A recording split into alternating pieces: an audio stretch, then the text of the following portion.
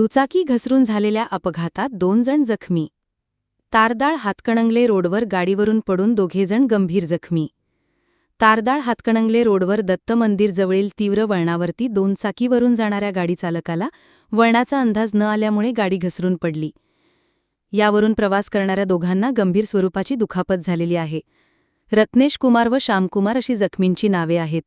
हे बिहार राज्यातील असून कामानिमित्त ठाकरेनगर तारदाळलगत वास्तव्यास आहेत. जखमींना तारदाळ ग्रामपंचायतीच्या अॅम्ब्युलन्समधून शिवाजी भुयेकर यांनी आयजीएम रुग्णालय इचलकरंजी येथे उपचारासाठी दाखल केले आहे.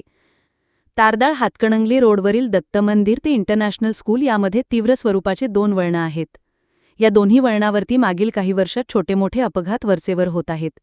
असाच मागील 2 दिवसांपूर्वी टेम्पो चालकाला वळणाचा अंदाज न आल्यामुळे टेम्पो समोरून येणाऱ्या टाटा सोमो यांच्यावर आदळून मोठा अपघात झाला होता.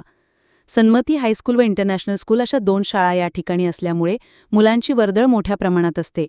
वारंवार होत असलेल्या अपघातामुळे या ठिकाणी गतिरोधक होणे अत्यंत गरजेचे आहे. येणाऱ्या काळात अशा अपघाताची मालिका थांबवायची असेल तर प्रशासनाने तात्काळ या ठिकाणी गतिरोधक व दिशादर्शक फलक लावणे गरजेचे आहे.